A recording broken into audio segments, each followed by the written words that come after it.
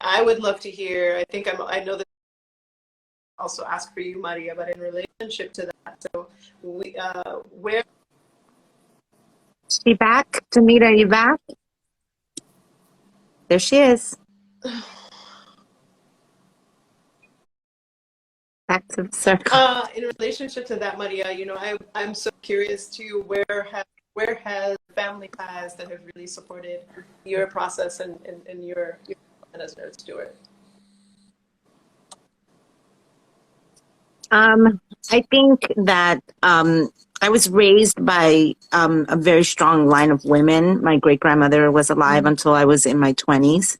And we had a very special connection. I think that one of the first gifts that they gave me was the gift of poverty. I think that the gift of poverty, people think that you live in some sort of scarcity, but I think that the reality is that some of the greatest, imaginings and ingenuities come from being poor, right? So, one of the things that she, I think, instilled in me the most was a genuine curiosity about using all the parts of the things that she was cooking with or making teas with or vegetables.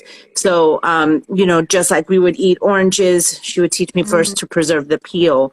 If we were peeling garlic, she would teach me to keep the skin of the garlic. If we were washing rice, she would teach me to keep the rice water, and then she would, teach me how to use it in my hair, on my face. If we were peeling pineapple, she would teach me how to scrub my face with the bromelian of the pineapple on the skin, to help, especially in my formative years where my skin was full of acne. She really helped me, learn how to treat those things naturally and not, we were poor. I couldn't afford the very hoity-toity expensive dermatology appointments that my friends could. So to keep and preserve my skin, she really taught me a lot about preservation and using the things, that we had. Especially because they came from Cuba to this country very poor, with generations of people here, not just one generation. There was 3 generations of us, 4 generations of us in the household, and you live in these tight spaces. You have to learn to not only navigate tight spaces, but also to reuse things, to not throw things out, to make use of, saving. Everybody, had those jelly and jam jar cups, and now they're mason jars and very fancy. Everybody on Pinterest uses a mason jar.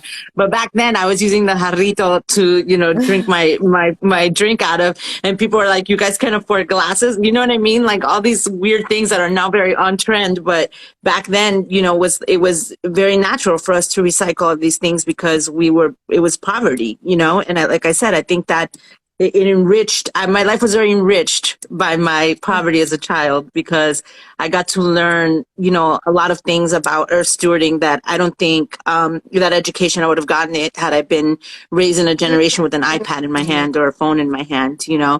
I was out there in the garden, in these garden streets as a little kid already learning, like, if we don't feed the mango tree won't feed us. You know what I mean?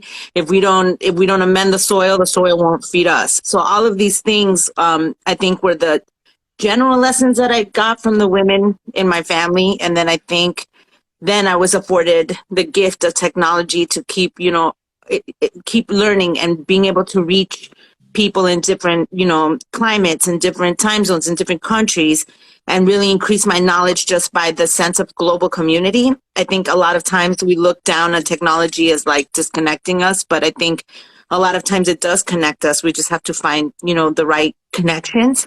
So, I think that was my second education, was really learning from other people, asking questions. I'm very talkative. Some people may say it's aggressive, but I like to just say that I'm overly friendly with a side of overly sassy, but I'm very much in people's spaces, like I want to immediately go to the good stuff. Like, so sometimes it comes across a little bit intense, but I forged a lot of alliances and a lot of friendships in that way. I've learned a lot from a lot of different farmers in that way. I think that we need to realize that community isn't just the people that we share soil with or environment with. I think that community is also based in knowledge. And I think that that's important, to sort of pursue that in the same way that we pursue resources to plant. We need to plant the good stuff in our heads and in our minds, and surround ourselves with the good community. That's how Damita and I became friends, and we started this gardening gang on the gram. We became friends, you know, talking smack about plants, and then,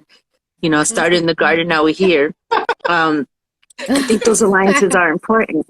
We, you know, we learn from each other this way. You know, and I think that that's super, super important, not only because of, you know, obviously the knowledge, but because times are changing, you know, climate is changing. The people who maybe didn't know how to grow things before in their climate, now their climate is changing. The environment of what they're growing is changing. A lot of people are encountering, you know, wetness and dampness in their once very pristine growing environment, and they're looking to us, you know, stewards here in the South who have grown here in the swamp, you know, for knowledge. So that's also that part of community, not just, you know, meeting people and sharing knowledge, but I think now it's stepped up a notch where we're sharing sort of resources for survival. You know what I mean? Seeds for survival, and even to just heirloom seed and save seeds that need to be saved and need to be, you know, repopulated. And globally, we are going to be connected and affected by the same challenges coming up. Sorry.